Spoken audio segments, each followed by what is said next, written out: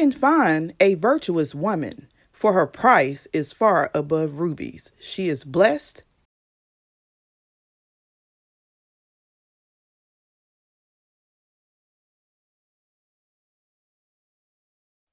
Hey, Twister girl, welcome back to Twist and Shout. I, of course, am Shar, and y'all, I've been doing my homework. I've been doing my research. Now, y'all seen my video when I dropped the regimen about how things gonna be switching up and changing as I go along and things happen. That's a part of life.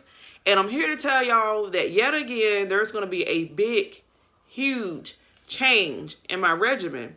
More specifically, how I go about using what I use and what ingredients are in there. Now, y'all know I'm big on ingredients. I tell you, turn that bottle around and do your little checklist of what you need and what you want out of your product and making sure you're paying for what they say you're getting. Now, sadly and unfortunately, this ingredients that I'm about to tell y'all is very big in the natural hair community. So I'm talking about people just bam here, bam there. And it's like, it's almost like an it factor. Like if you don't have it, you don't use it, then you're not truly natural almost. And y'all know I'm odd. Y'all know I'm different. I mean, for crying out loud, I love grease. And a lot of people come on me about that, but it's like what works, works. So, as y'all know, my hair started out real pretty yesterday, which I'm not saying it's bad today, but it's poofy. It's really poofy. And I'm just like, I didn't want it to get this poofy, or I thought I at least had a day in to actually enjoy the hairstyle. So it prompted me to look on the ingredients of the products I use. And like, I think within the top 3 ingredients, I was like, I knew it. I've been eyeballing stuff, y'all, and I haven't been telling y'all because I don't want nobody to be like, dang, we don't bought this or she don't bought that. And she just, listen, I know my hair different. Like I said, my biggest issue is frizz and poofiness, like not holding a style.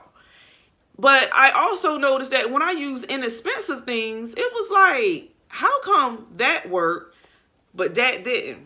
And I tell you why. Because the one ingredients that I unfortunately may have to leave alone or do a test, because it came to my mind already for wash day, y'all. This how you know this is the Holy Spirit. Because I said, I'm going to do a wash day without this ingredients. Boom. Then I started, I noticed my hair today and I started looking up on some stuff and I said, you know what? I think I know what my issue is. And my issue is something that I've been doing myself on purpose because of the stigma in the natural hair community. Now, don't get me wrong. If it's been working for you, it helped you, don't just discontinue because I'm saying so. But I'm saying as for me and my hair, we're going to take a break from this ingredient. Are you ready? Are you ready? I know you like, get to the point and shut up. But listen, y'all, I had to make sure you was paying attention to me and understand what I was coming from. Now, also, another thing I noticed too was this ingredient is actually listed as a source of protein, which I'm going to have to dig into that because I don't see that being, I don't know, maybe not, because I do know a lot of people who do complain about this ingredient say that their hair dries out and their hair doesn't hold. So that could be why. But let it be known that I'm the first to say it, okay? I am the first to say that if your hair don't hold, your twist out, your braids out, your curls, you get poofy and frizzy and dries out pretty quickly no matter what you use. It's because this one ingredient is almost in every product in the natural hair community. And the reason why the non-natural hair products work better for me is because they do not have this ingredient. But anywho, I just had to get it off my chest. But if you're ready, I'm ready. Listen, the number 1 ingredient is, drum roll, please, coconut oil. Hear me out, because I know y'all like, I've been using coconut oil, this.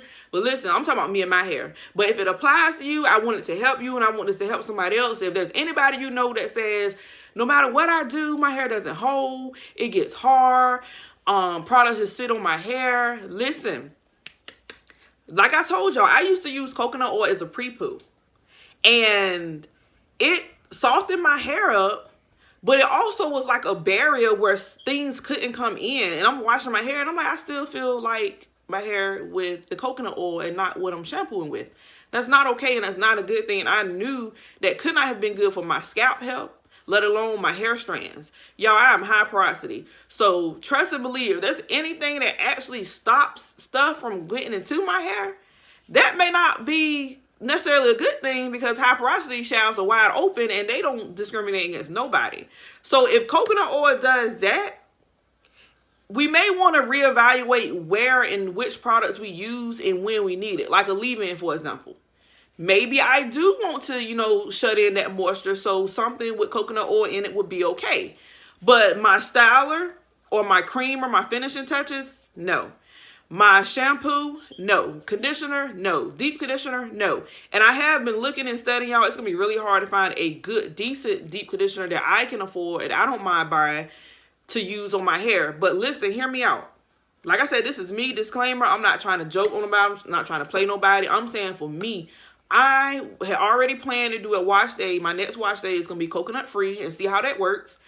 But just for me sitting here studying and looking at stuff and looking at what works, what don't work, what feel good on my hair, what doesn't, what holds, what lasts, it's like, wow, it is no coincidence.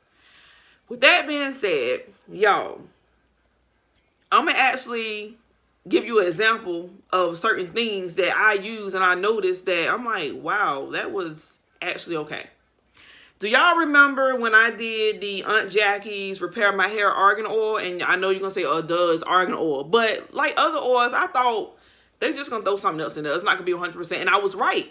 But it wasn't coconut oil.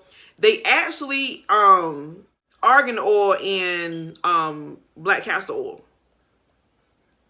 And I was like, my hair loves this, okay? Like, I could use it as a sealant and a moisturizer. It was awesome. Then I also noticed when I actually rubbed my hands together and soothed my hair with the Mane Choice growth oil, I said, this does better smoothing on than, to be honest with you, even my own oil that I make. And don't get it twisted. I love my oil. I know my oil works. But let me tell you a true story. When I first did my oil mixture, like before I was selling, I had no coconut oil and I thought it was perfect. But when I started doing research on coconut oil and the benefits, I said, let me just throw that in there. So it's bare minimum, but it's in there. But guess what? I'm going to start taking it out. So if you offended by that, because I have to vouch for my own product. So what I look like selling something that I know could be better. You know what I'm saying? So that's just my 2 cents. Comment below if you feel the same way, if you know somebody that says the same thing, because I done seen videos where people's scalps flare up, the hair breaks off, like I said, the hair stays dry, and and they, you know, putting out their regimen, and everybody's like, I don't know, maybe your hair just dry, but I don't believe that. I don't believe your hair is naturally dry. I don't believe that. Think about when you're born and your birth and how juicy and curly and pretty your hair is. And that's because you was in the womb for the water and it stayed moisturized 24/7.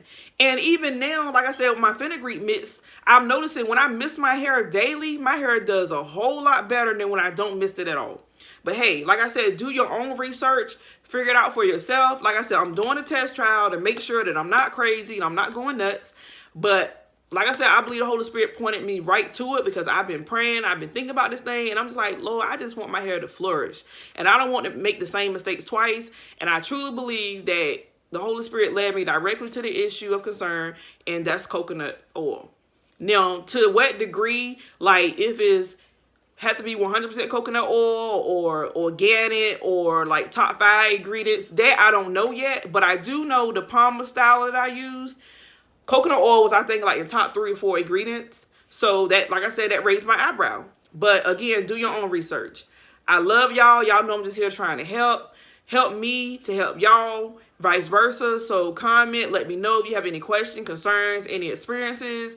Were you wondering what was going on too? Like, are you having issues? Because like I said, in the natural hair community, they just throw coconut oil in everything. Like, I was looking online at some stuff. I'm like, you can hardly not find anything. And the things that don't have coconut oil in it are highly expensive. So it's just like, wow, like, I don't get it. Kind of like with, I guess, with the olive oil thing, like when it first was a thing, like olive oil helps your hair, olive oil is in everything. But I don't know anybody who has issues with olive oil. Now, I do know the fake olive oil or the one that just olive oil, like, that can't do nothing for me and my hair. My hair would just instantly break in shreds. But when it's organic and pure, My hair loves it and I love it. But like I said, comment below. Let me know, y'all. Let me know I'm not crazy, because I just want to be informative. I want to help somebody. But God bless you guys. Take care.